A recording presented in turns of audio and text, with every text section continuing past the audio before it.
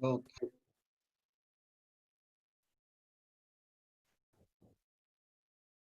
जय श्री माता जी। आज कुछ टेक्निकल फॉल्ट्स की वजह से हमें चैनल चेंज करना पड़ा है, तो डिले हो गए हैं। कृपया हमारे साथ बने रहिए। 10 मिनट और चाहिए हमें, ताकि हम सब कुछ बैलेंस करके फिर हम शुरू करते हैं। तो वेट फॉर अनदर 10 मिनट्स। कृपया इंतजार कीजिए 10 मिनट और। अभी म्यूजिक स्टार्ट हो जाएगा and just keep waiting. We'll start it maybe about 6 o'clock or 5 past 6. Thank you. Jai Shri Mata Ji.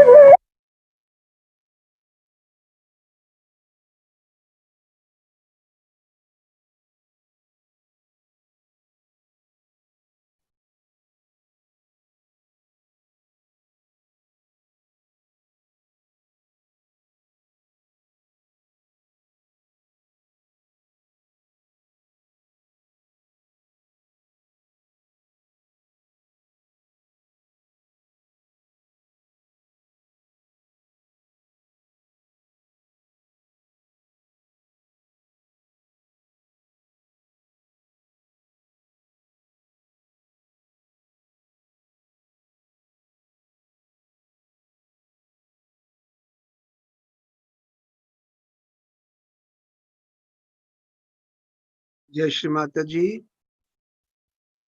Sahajyoga the eternal knowledge निरंतर ज्ञान के इस मंच पर आप सब संतों का स्वागत है।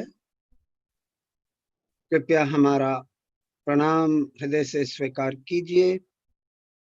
आज सुबह हम लेट हो गए हैं क्योंकि कुछ टेक्निकल रीजंस के कारण हमें अपना चैनल चेंज करना पड़ा है और वो लोगों को पता नहीं चला, हालांकि हमने सब निरंतर या ज्ञान ग्रुप्स में डाल दिया था। तब भी बहुत कम लोग आ पाए हैं। कोई बात नहीं, हम पूरा प्रोग्राम रन करेंगे और उम्मीद है कि लोग बाद में इसको देख लेंगे। तो आज का विषय आप जानते हैं कि अमूमन हम आज स्वादिष्टान चक्र पर बातचीत करते हैं, पर क्योंकि आज बहुत वक्त हो चुका है इसलिए हम ये बातचीत बंद करते हुए हम आगे बढ़ते हैं और सीधा ध्यान की क्रिया पे जाएंगे। So let us take collective बंधन। आइए कलेक्टिव बंधन लेते हैं।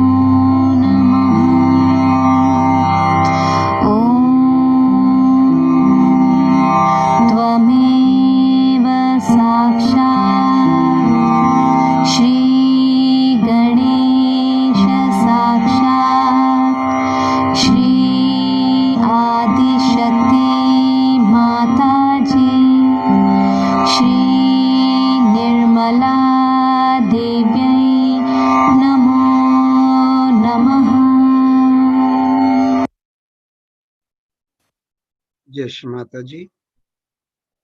आइए ध्यान की प्रक्रिया शुरू करते हैं। दोनों हाथ माँ की ओर, नजर माँ की बिंदी पर, चित्त सहस्त्रार पर। माँ के प्रति सुंदर सा भाव बनाएं अपने अंदर। मन ही मन में माँ से प्रार्थना कीजिए अपने भाव के साथ।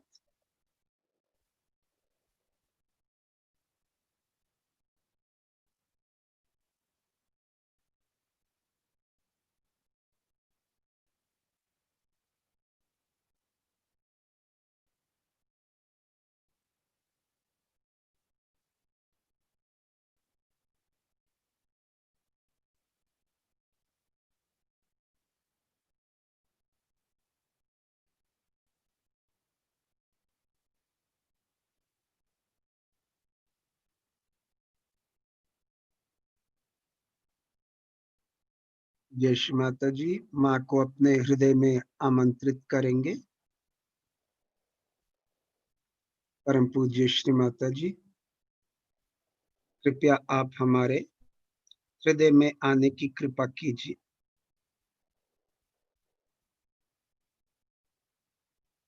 माँ को अपने हृदय में बिठाएं, प्रणाम करें। माँ से प्रार्थना, माँ अगर हमसे कोई गलती हो गई हो तो कृपया हमें क्षमा कर दीजिए। जिसने भी हमें चोट दी है कृपया उससे भी क्षमा कर दीजिए।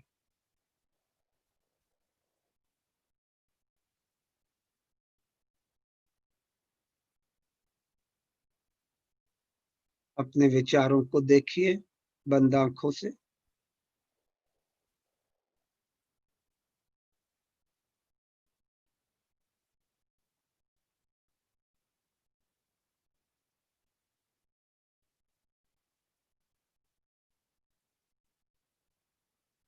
माँ से प्रार्थना, श्री माता जी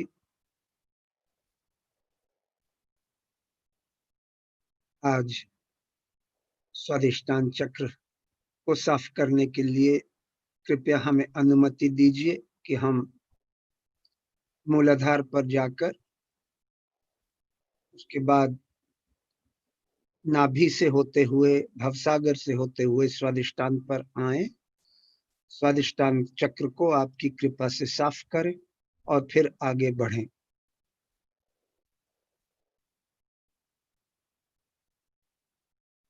चित्त सेंटर मूलाधार पर,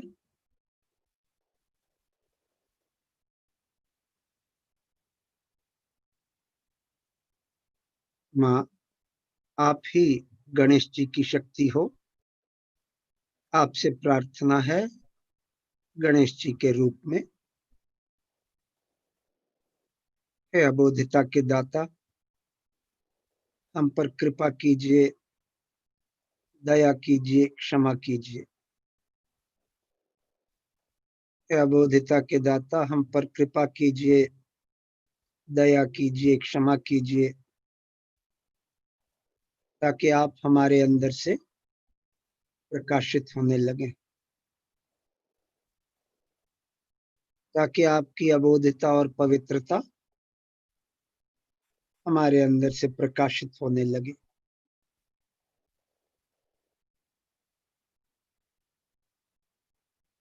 हम पर कृपा कीजिए, दया कीजिए, क्षमा कीजिए। श्री माता जी की, गौरी माता की जी की शक्ति के साथ हमारे इस सूक्ष्म यंत्र को साफ कर दीजिए, ताकि आपकी अबोधिता और पवित्रता हमारे हर चक्र पर स्थापित हो जाए और जागृत हो जाए।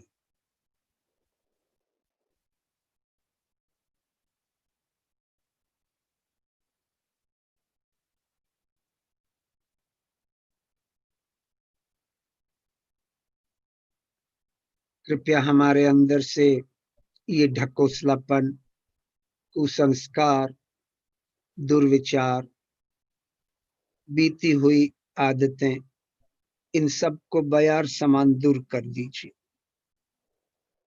ताकि आपके अबोधिता के गुणों की सुंदर चांदनी, जो कि शांत है, शीतल है, वो हमारे अंदर से प्रकाशित होने लगे।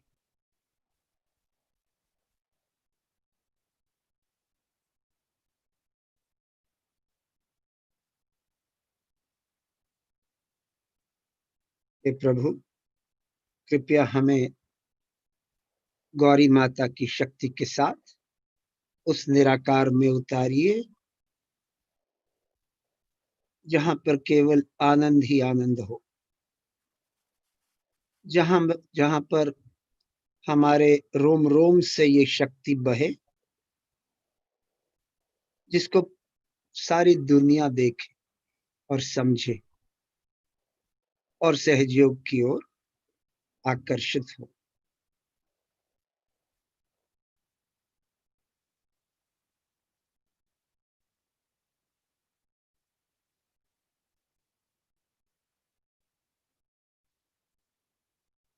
हे प्रभु, हमें नम्रता प्रदान कीजिए, हमें विनम्र बना दीजिए, ताकि हम आपकी प्रशंसा के योग्य बन सके।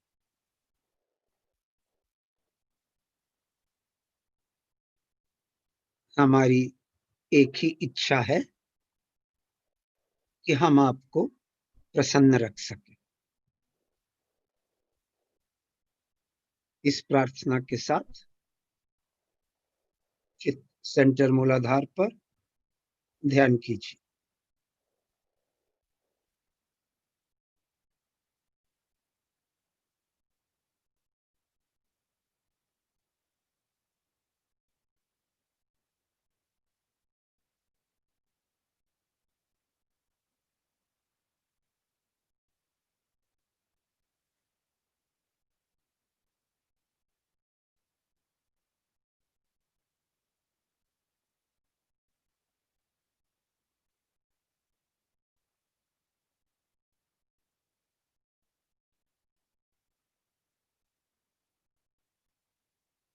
जय श्री माता जी। चित्त नाभि चक्र सेंटर नाभि पर, मध्य नाभि पर अपना चित्त रखिए। माँ, आप ही श्री लक्ष्मी नारायण हो। कृपया हमें शांति दीजिए, संतोष दीजिए, हमें सुंदर चरित्र दीजिए।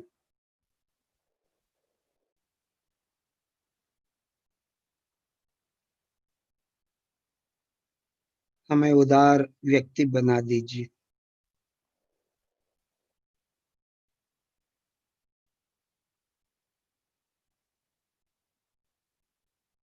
कृपया हमारे अंदर श्री महालक्ष्मी तत्व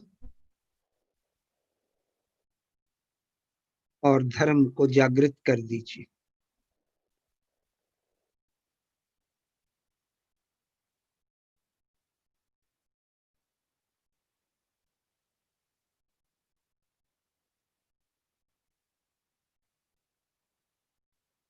चित्त भवसागर पर, माँ, आप ही श्री आदि गुरु की शक्ति हो।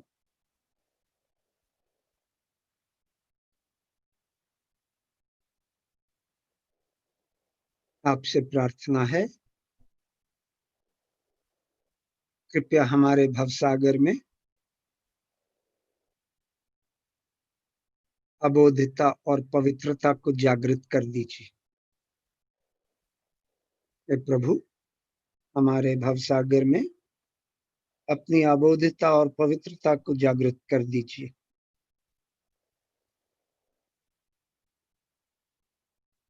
हमारे भवसागर में गुरु तत्व को जागृत कर दीजिए, ताकि हमारे अंदर संतुलन हो, धैर्य हो, परिपक्वता हो, निर्लिप्तता हो, डिटैचमेंट, निर्लिप्तता हो और सहज का ज्ञान हो, ताकि हम सहज गुरु का कार्य निभा सकें।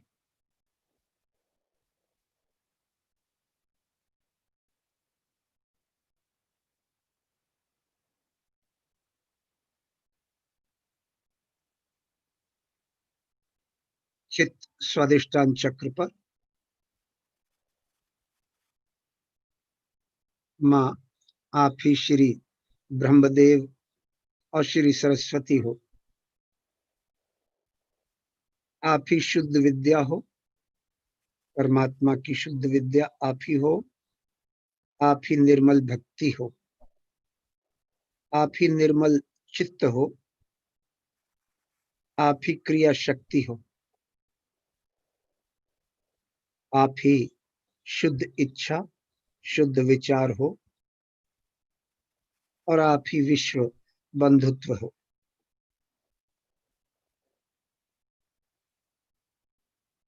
कृपया मेरे अंदर, हमारे अंदर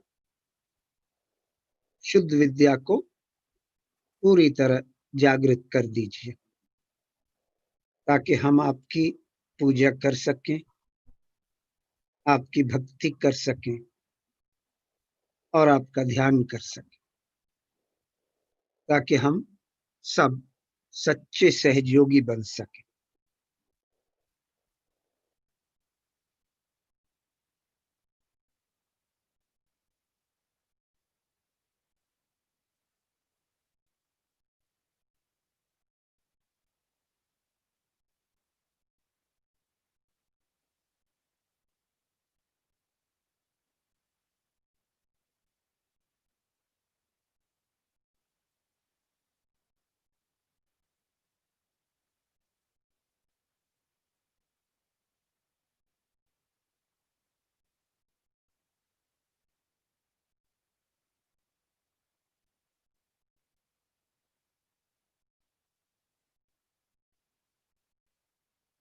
अभी हम प्रार्थना करेंगे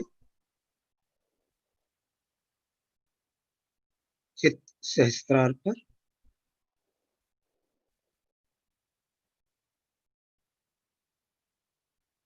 माँ कृपया हमें शांति दीजिए, संतोष दीजिए, सुंदर चरित्र दीजिए। कृपया हमें शांति दीजिए, संतोष दीजिए,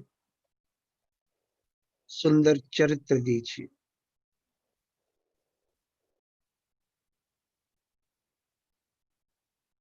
कृपया हमें प्रेम दीजिए, ऐसा प्रेम कि हम सबसे प्रेम कर सकें और सबको प्रेम में एक कर सकें। ऐसा प्रेम प्रदान कीजिए। हमारे हृदय को अपने प्रेम से भर दीजिए।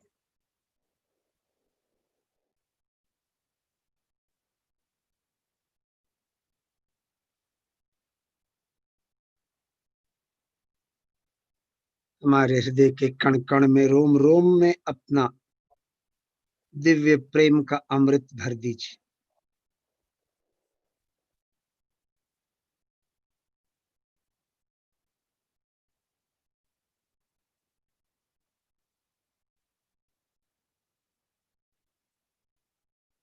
माँ हमें अपने चरण कमलों में समा लीजिए।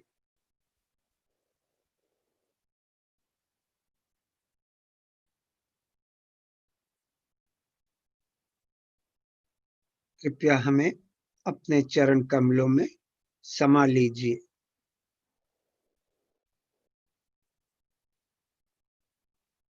माँ हम तो सब एक बूंद हैं, इस बूंद को अपने प्रेम के सागर से जोड़ दीजिए।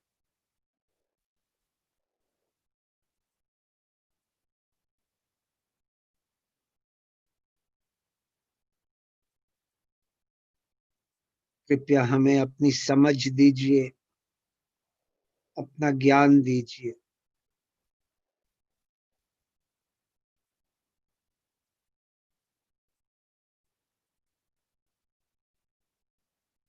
सारे संसार में सबका कल्याण हो, सबका हित हो, प्रेम का राज्य स्थापित हो। इसके लिए ये दीप जलने दीजिए, इसके लिए ये मन लगने दीजिए, इसके लिए ये हृदय खपने दीजिए, इसके लिए ये शरीर मिटने दीजिए।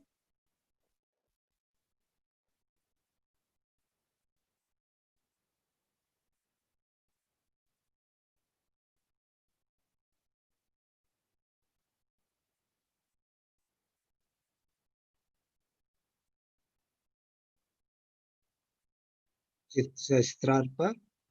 माँ, कृपया हमें आकर्षण का वो स्रोत दीजिए जिससे हम सब आकर्षणों को छोड़, सब किस्म के आनंद को छोड़, सब खुशियों को छोड़कर शिव तत्व के शुद्ध आनंद को में उतर सके। कृपया हमें शक्ति दीजिए और आनंद का वो स्रोत दीजिए जिससे हम शिव तत्व के शुद्ध आनंद में उतर सके।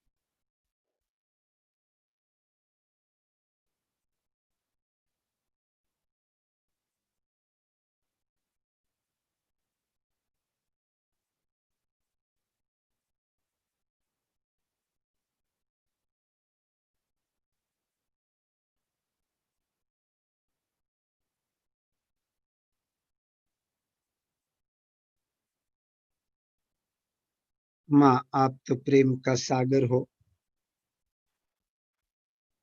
कृपया हमें अपना अंग प्रत्यंग बना लीजिए। हमारी एक बूंद को अपने प्रेम के सागर से जोड़ दीजिए ताकि आपके सागर के प्रेम का स्पंदन हमारे जीवन को वाइब्रेट कर दे और हम निरानंद के आनंद में उतर सके।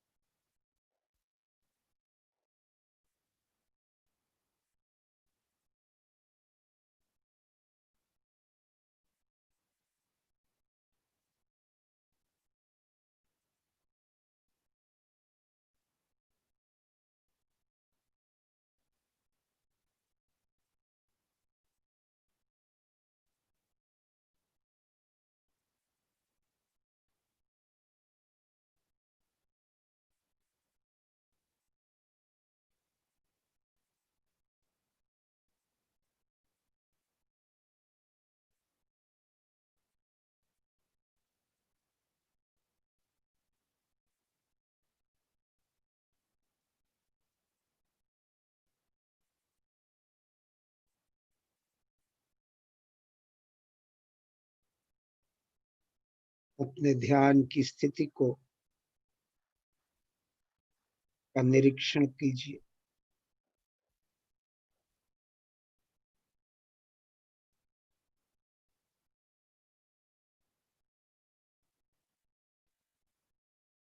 चित्त को थोड़ा ऊपर उठाइए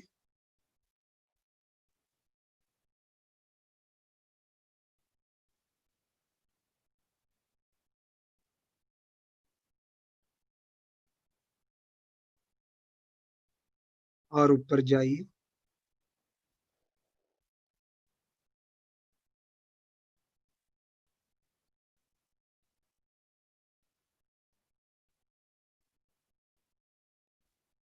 नीले आसमान में जाइए।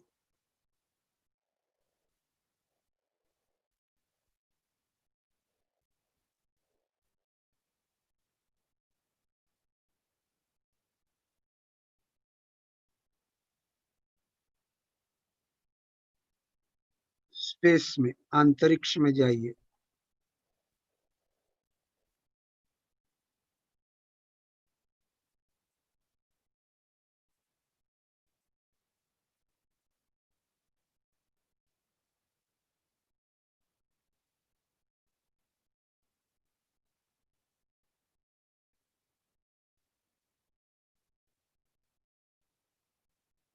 धीरे धीरे वापस आइए अपने सहस्त्रार पर, थोड़ा 3-4 फुट ऊपर रखिए चित्त को।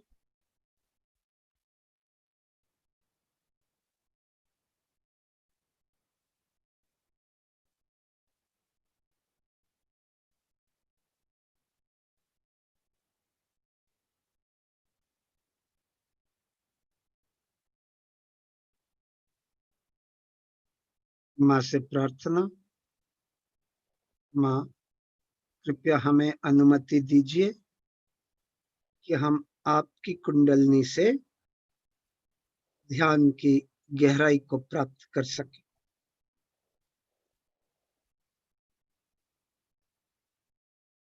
हे आदि कुंडलनी माँ, कृपया हमें ध्यान की गहराई का अनुभव दीजिए।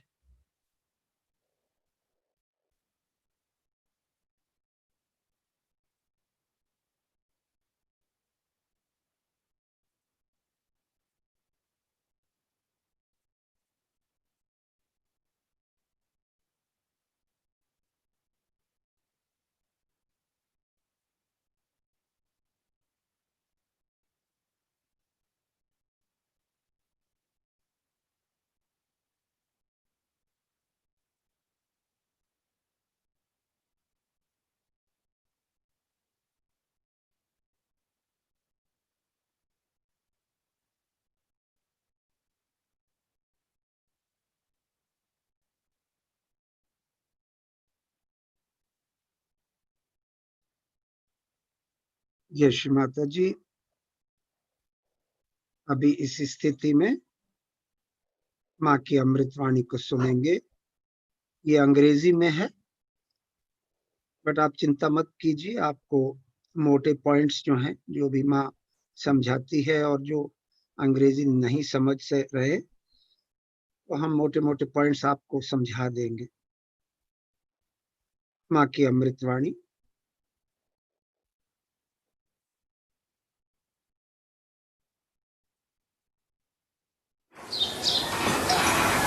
With love, all kinds of creative action takes place.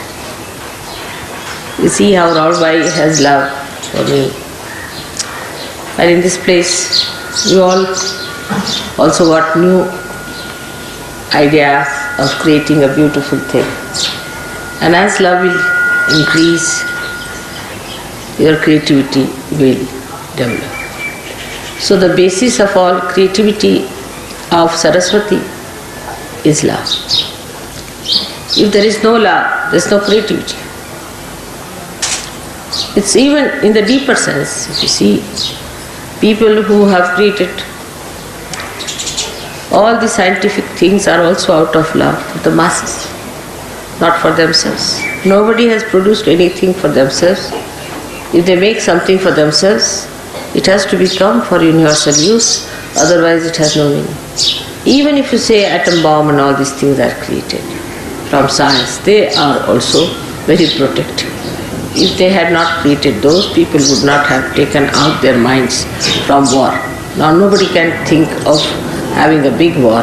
Of course they are having cold wars, but that also will gradually stop when they will be fed up of it. So all the activity on the right hand side of Saraswati basically has to end up in love, starts with love and ends up in love. Whichever does not end up in love coils up and finishes up. It just disappears. So you can see that even matter which is not used for love just finishes up. The basis has to be love. Otherwise all such matter that we create, which has angularity, which is not fitting into the mass media, which is not appealing to the masses. Of course, it takes time. We have seen that it takes time. But it does has that tendency always to disappear in the thin air as soon as you find it does not appeal to the masses. Now this love of that we talk of, this great love of God we talk of, we know that it for definite through vibrations. People do not have vibrations, but still they can feel the vibrations in a very unconscious way. All the great paintings of the world have vibrations. All the great creative works of the world have vibrations. Only those who have vibrations have been sustained by time. Otherwise, all other things are destroyed. There must have been monuments and horrible statues and horrible things that have been created long time back, but were all destroyed by nature, and they could not stand the impact of the Kala, that is the destructive power of time. So all that is sustaining, all that is nurturing, all that is ennobling comes from this sense of love which is within us, very much developed, but within others also who are not yet realized. Ultimately, the whole world has to realize that one has to go to that ultimate love of God, otherwise it has no meaning. Now you have seen in art, people have taken to other methods of appealing to people by using cheap things and very vulgar things, just to make people think that this is art. But this will all disappear. It cannot sustain the impact of the time, as I told you. It cannot, because the time will kill it. All these things have to disappear. And already you can see the result, how things are changing everywhere, even in the West. So there is no need to be so much disappointed with the West and to say that the Western world is a wasteland. It is going to be all right, and it has to be done. Especially it has done a lot of puja of Saraswati, I should say, in the West. Much more than they have done in India, because they have gone to learning, they have tried to find out so many things. But only thing they forgot, that it is a goddess of learning. Everything comes from the goddess, that's what they've forgotten. And that's why all the problems have been created. If there is no spirit in your learning, if there is no source of the goddess in your learning, then it is absolutely useless. If they had realized that there is the spirit that is working it out, they would not have gone that far. And that's what I was warning the Indians all through, that you are now taking to industrial revolution in a way. And to avoid all the complications of industrial revolution, you must try to know the spirit. If you do not know the spirit, you will have the same problems as these people have, because they are also human beings, you are also human beings. You will go the same way, at random you will run, and there will be problems, the same problems as the Western people have suffered. Now, Saraswati's blessings are so many that one cannot describe in such a short time. And the Surya has given us so many powers that it is impossible to tell them even in one lecture, even in 10 lectures.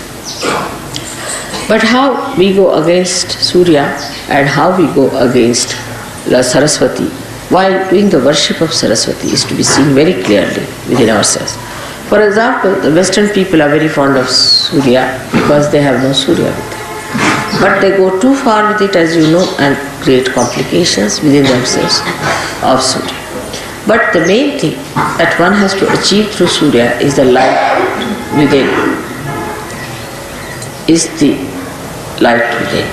And if Surya Chakra at the Agya level is occupied by Lord Jesus Christ, then it is even more essential that the purity of life, what we call niti, is the morality of life. The morality itself has become very much sort of an argument in the West.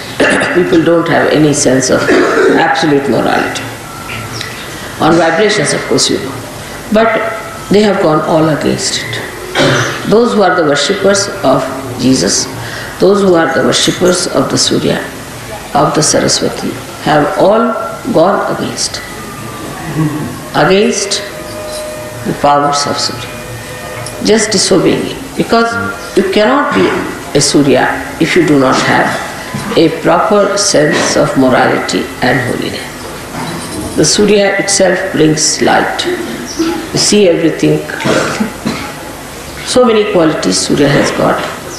It dries up everything that is wet, dirty, filthy. It dries up all these places which create parasites But so many parasites are created in the West. Not only parasites, but there are horrible cuts and horrible things which have come into those countries, which is supposed to be full of light. And in that darkness, they exist. Darkness about their spirit, darkness about their own knowledge, and darkness about love. These three things have taken over in the places where you are supposed to love light. Light doesn't mean what you see with your gross eyes. Light means from within, the light of love. That one should understand. Light of love. And it's so soothing, it's so sweet, it's so beautiful, it's so enamoring, it's so abounding that unless and until you can feel that light within you, that light which is of pure love, of purity, pure relationships, pure understanding, if you can develop that kind of a light within yourself, then whole thing will be cleansed. Wash me and I shall be whiter than snow. This is what happens to you when you are completely cleansed. The purest form of nature is within us. The purest form of nature is within us. Our chakras are made out of that purest form of nature. We are the only people who are spoiling it by our mental thinking. Again, the same Saraswati's work. We are going against Saraswati itself. Saraswati cleanses all that is impure in nature, while with our brain activity we are spoiling all that. All our brain activity goes against pure intelligence.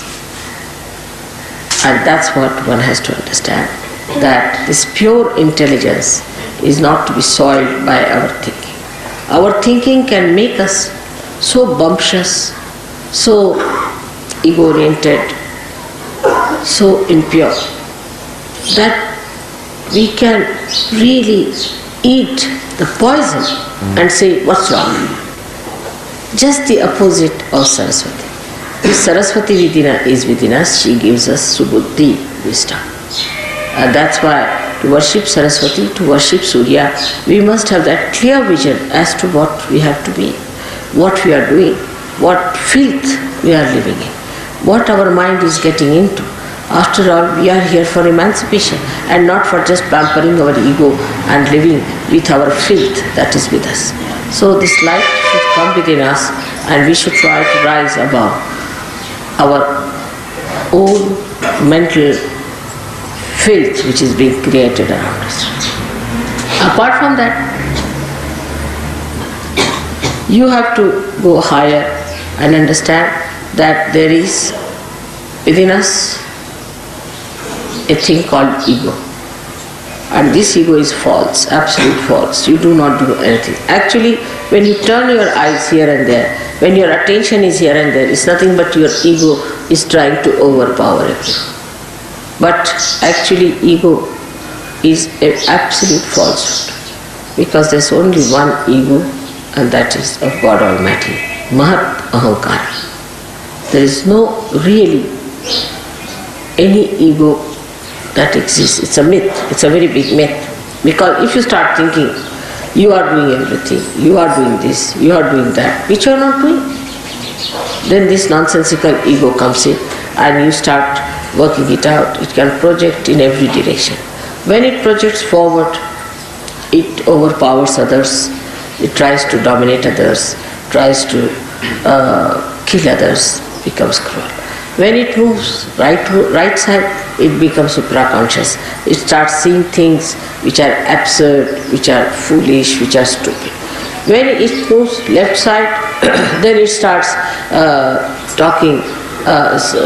seeing things, yourself as a big man, as a big Christ, or as a big Devi, or something. There are Adi Gurus and I am very great personality. That's left side. When it moves backwards, that's the dangerous one. When people become gurus which are ruining other people.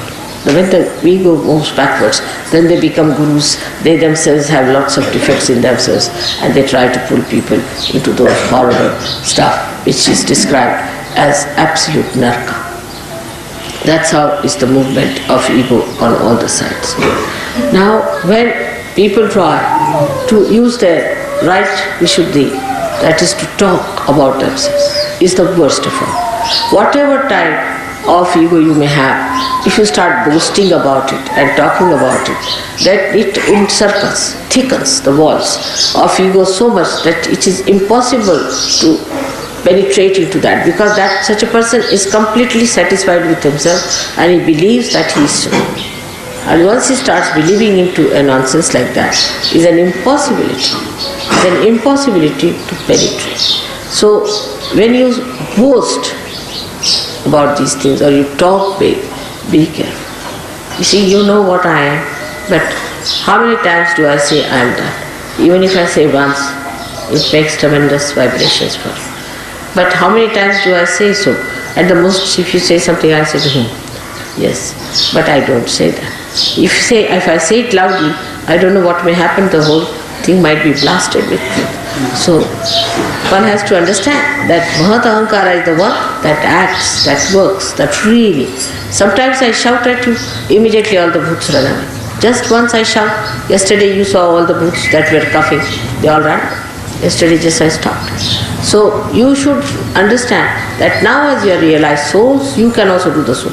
Use your right vishuddhi to shout at yourself, now will you please stop boasting, will you stop talking all this nonsense, will you stop showing off? Then it will stop. Now this thickening takes place by people who really are active, who want to do something about it. Not that they are not active, they want to do it. But they know only one way is to act through talking. They don't understand that there are inner ways by which you control it much more. Because they don't want to take to that, they take to this talking. And once they take to talking and they talk about it, the whole power flows out. But if they do not talk about it and keep it within themselves, it's all right, you can tell me about your experiences or anything, but if you start telling others and talking about it too much, then the powers that you have got will be all disappearing gradually from you. And you will just come down to absolutely lowest level. So one should not too much talk that I have this power, I have this power, or I see this, or I do this, which is a very wrong thing. I warn you, don't try to show off. You can talk about my powers, it's all right. But don't try to talk about your powers. When it comes, of course, to talk to somebody who is a negative person, or to tell somebody, then you should say that we, not I, we have, some of us have felt this power within us. We have seen people, it may be you only, but you need not say I have. What you have to say, we, then you become the Mahat Ahankara. When you say we, yes, some of us, we do. Like in Gregor's book also, I saw to it that he should not have many I's, but he should have we. We think, we do, we. Means the whole collective being, the whole collective organism, living organism of Sahaja-yogis. So you should say, yes, some of us have got.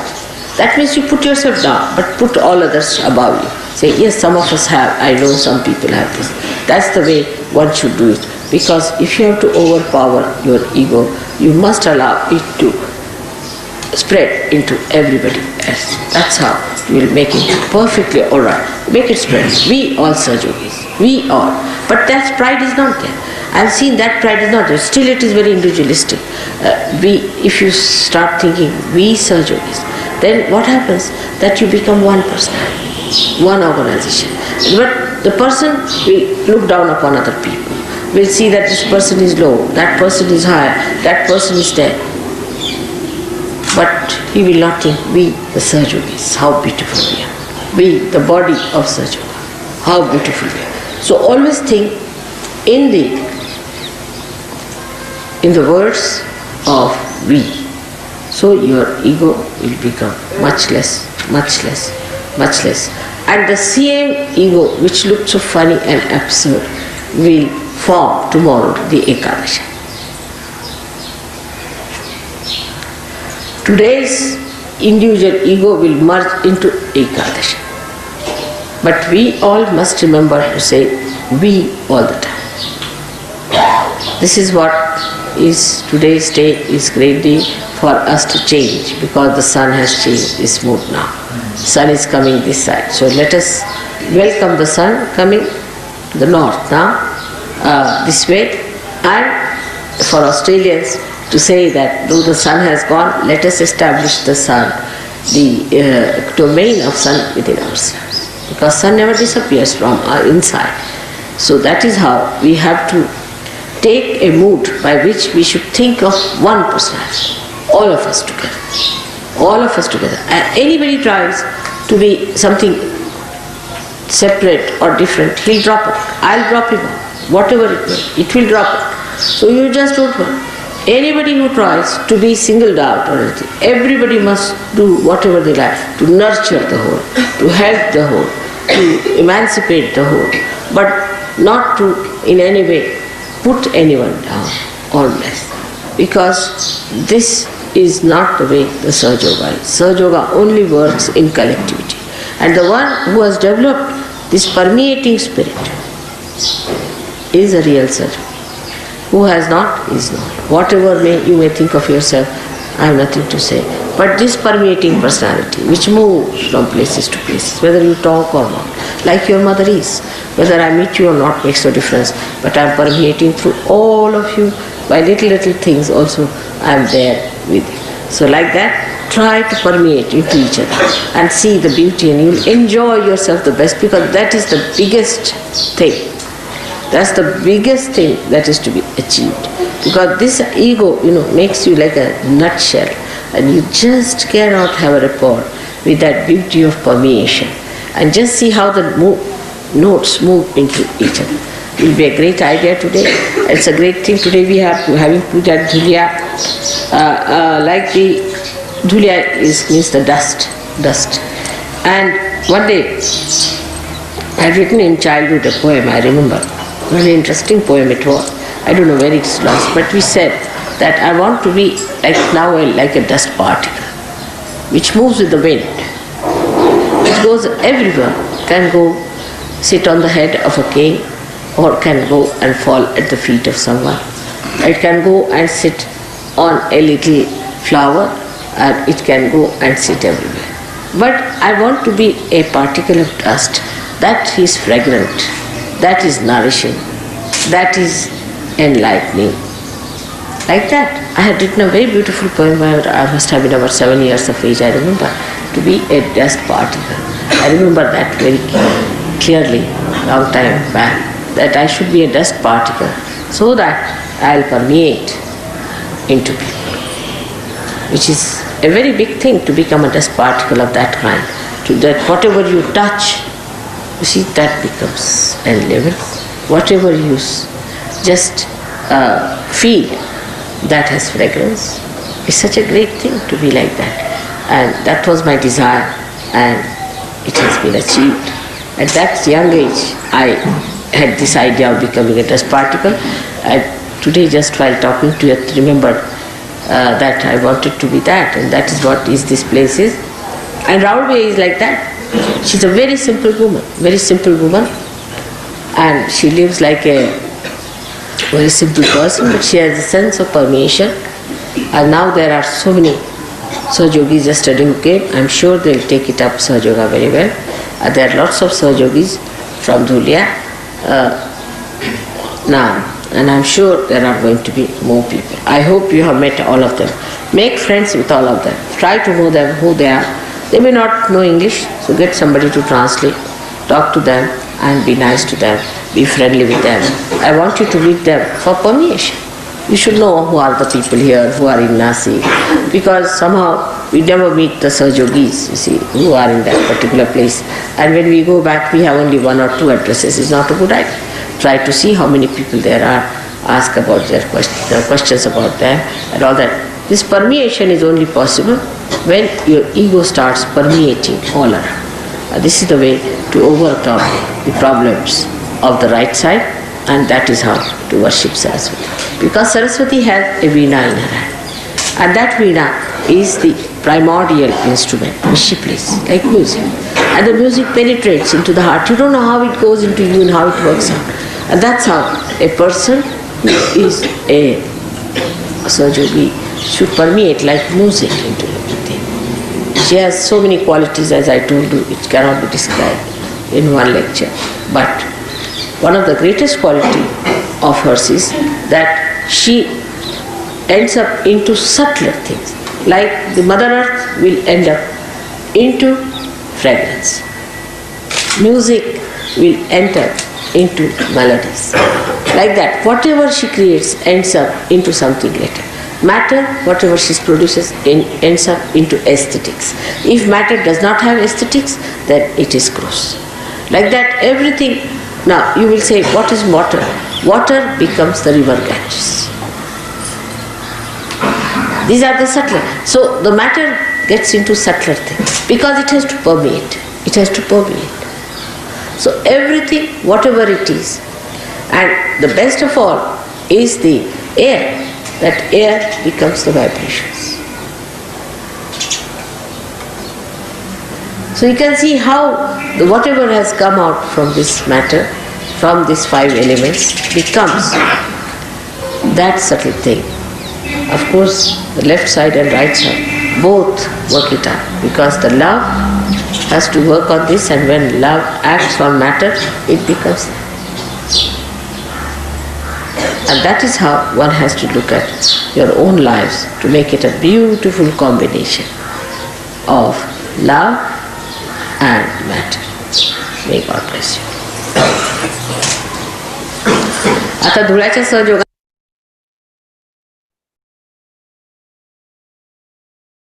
यश माता जी थोड़ी देर ध्यान करेंगे खामोशी में, चित्त सहस्त्रार पर ध्यान कीजिए।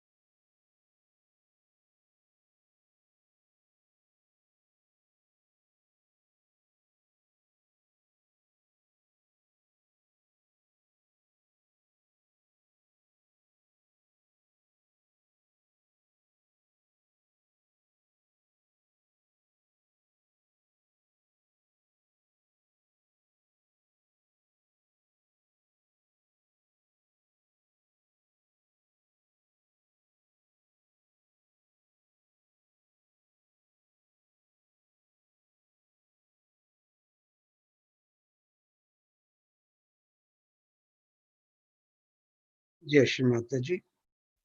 3 महामंत्र।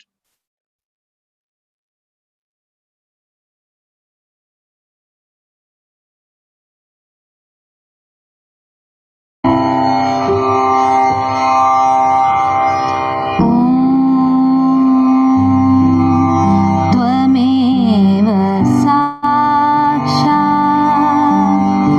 श्री महालक्ष्मी महासरस्वती महाकाली त्रिगुणात्मिका कुण्डलिनी साक्षात् श्री आदिशक्ति माताजी श्री निर्मला देव्यै नमो नमः। ॐ त्वमेव साक्षात् श्री कल्की साक्षात् श्री आदिशक्ति माताजी श्री निर्मला देव्यै नमो नमः। ॐ त्वमेव साक्षात् श्री कल्की साक्षात् श्री सहस्रार स्वामिनी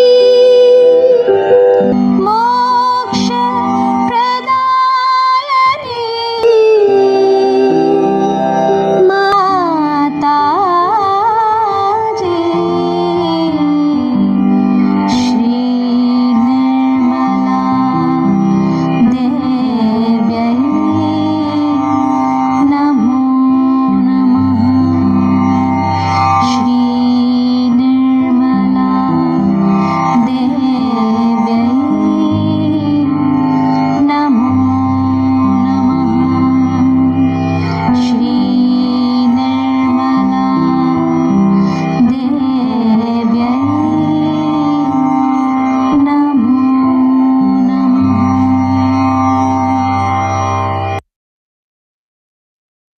कलेक्टिव बंधन।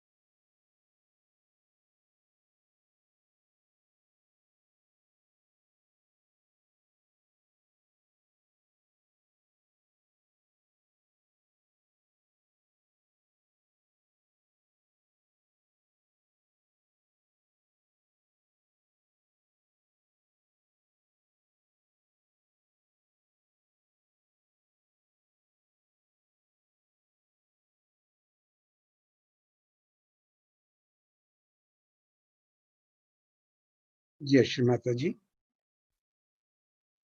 आज क्योंकि तकरीबन केवल 140 145 लोग थे, सहयोगी थे आज मंच पर, क्योंकि वो हमारी ही कमी थी कि हम इस बदलाव को, लिंक के बदलाव को आपको पहले बता नहीं सके, क्योंकि हमें भी खुद रात को बहुत लेट पता चला, और जब तक कि हम निर्णय लिया दूसरा लिंक खोलने का, तब तक सुबह का वक्त हो चुका था।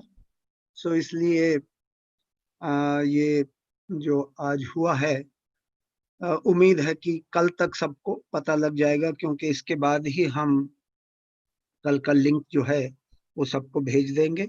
और अगर वो नया लिंक है तो कृपा करके आप लोग सब्सक्राइब जरूर करना, उसको सब्सक्राइब बटन को प्रेस करना, नहीं तो फिर उसके बाद आराम से खोलने का आराम से खोल सकेंगे, नहीं तो वो भी नहीं खुलेगा। तो इसलिए जो नया लिंक आता है उस पर सब्सक्राइब जरूर कर देना। आज का जो माँ का प्रवचन था उसकी चंद एक बातें जो है बहुत महत्वपूर्ण है, वो समझनी चाहिए। और वैसे तो मैं समझता हूँ कि ये जो 140 के करीब सहयोगी हैं ये सब समझ ही रहे थे अंग्रेजी को, तब भी जो नहीं समझ सके मैं उनके लिए समझा रहा हूँ। माँ ने कहा है जितनी भी हम राइट साइड की एक्टिविटी, जो हमारा पिंगला नाड़ी का जो कार्य है, क्योंकि कार्य शक्ति हमें पिंगला नाड़ी से मिलती है, जो भी हम कार्य करते हैं उसका अंजाम प्रेम होना चाहिए। इस बात को समझिए कि जो भी हम कार्य करते हैं उसका अंजाम प्रेम होना चाहिए। इसका मतलब it must and in love.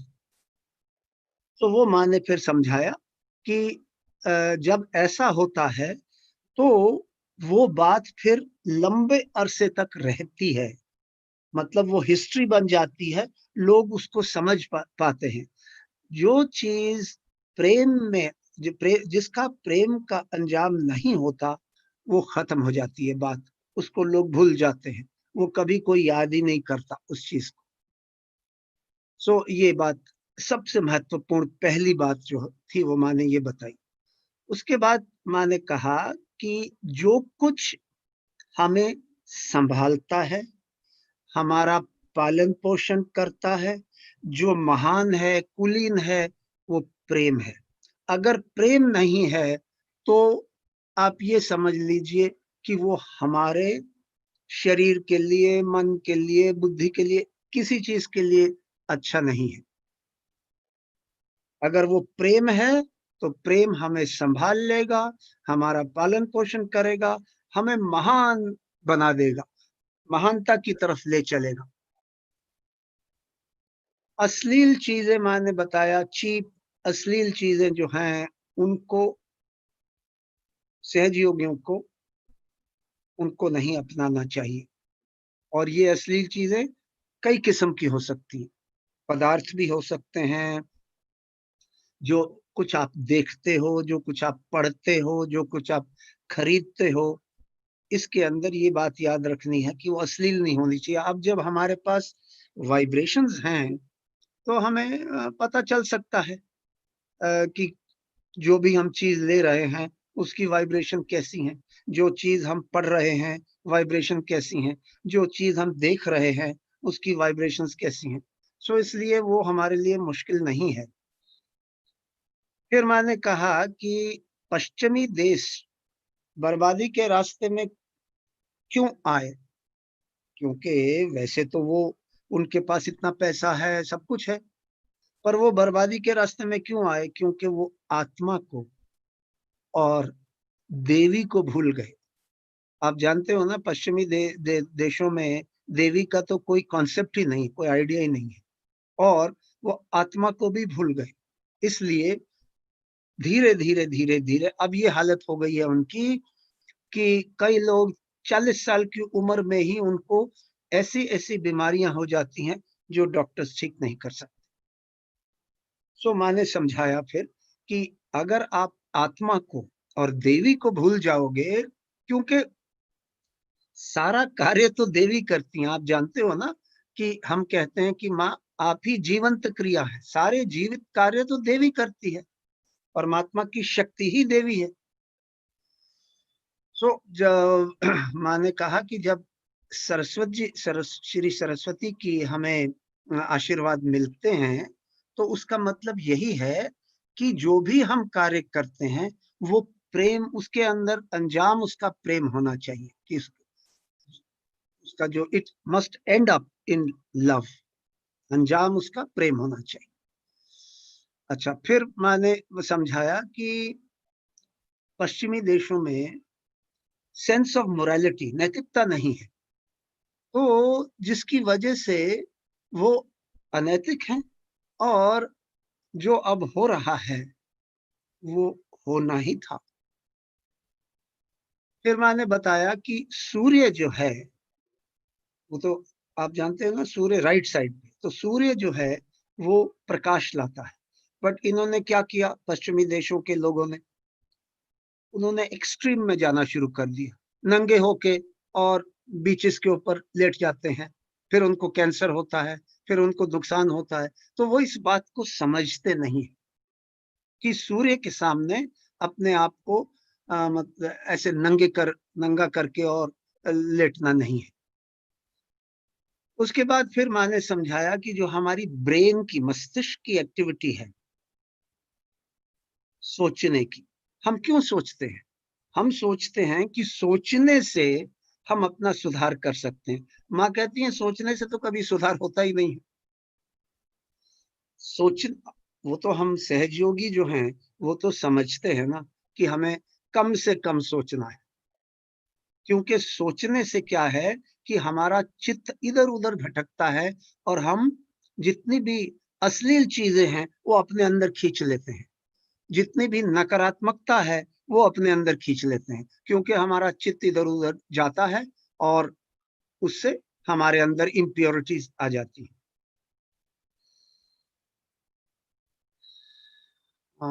फिर उसके आगे, हाँ, फिर मैंने कहा कि जब आप कोई भी कार्य करते हैं तो आप शो ऑफ मत करिए, मतलब कि अपने आप को ज्यादा मत दिखाइए।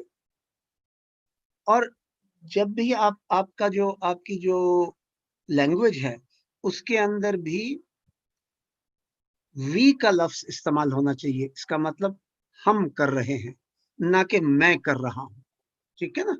सो मैंने कहा जब हम वी का इस्तेमाल करते हैं तो हम महत अहंकार के साथ होते हैं, परमात्मा के अहंकार के साथ। जब हम आई का इस्तेमाल करते हैं तो हम अपने अहंकार के साथ होते हैं। सो बार बार मैंने कहा रिमेंबर टू से वी, इसका मतलब कि हम कर रहे हैं, हमारे अंदर ये ऐसा है, वगैरह वगैरह। सो और आखिर में जो एक पॉइंट मैंने बताया जो इम्पोर्टेंट है, कि जितने भी हमारे अंदर ये एलिमेंट्स हैं, इसका मतलब जो जिस तत्व के हम बने हुए हैं, ये 5 तत्वों के, ये तत्व भी, इनका जो जो जब ये तत्व सूक्ष्म होते जाते हैं तो ये भी प्रेम में बदल जाते हैं। हवा जो है वो वाइब्रेशंस के रूप में बदल जाती है, और वाइब्रेशंस क्या है? प्रेम है, आनंद है। सो ये जो 5 एलिमेंट्स हैं जिसका शरीर हमारा बना हुआ है, ये भी धीरे धीरे जैसे हम ध्यान करते जाते हैं और सूक्ष्म स्थिति में जाते हैं तो हमारे अंदर प्रेम की ही भावना जागृत होती है। सो आज का जो माँ का प्रवचन था, जिसका नाम है सरस्वती पूजा धूलिया में 1983 0114, सरस्वती पूजा 1983 0114। तो अब कल के बारे में वही है कि हाँ, कृपया इंतजार करें। आज जल्दी ही हम कल का लिंक भेज देंगे और उस लिंक का इंतजार करना। जो जिनको भी आप जानते हो उनको भी ये मैसेज दीजिए कि नए लिंक पे आइए कल से, और जो हमारी टेक्निकल डिफिकल्टीज हैं उनको हम दूर करने की कोशिश करेंगे आज। तो यही है। आइए माँ की प्रार्थना करते हैं। परम पूज्य श्री माता जी, आपने जो हमें आज ज्ञान दिया और वाइब्रेशंस दी और आनंद दिया, हम सब बच्चे आपके बहुत बहुत आभारी हैं। आपको कोटि कोटि प्रणाम। माँ, अगर हमारे से कोई गलती हो गई हो, कृपया हमें क्षमा कर दीजिए। जय श्री माता जी।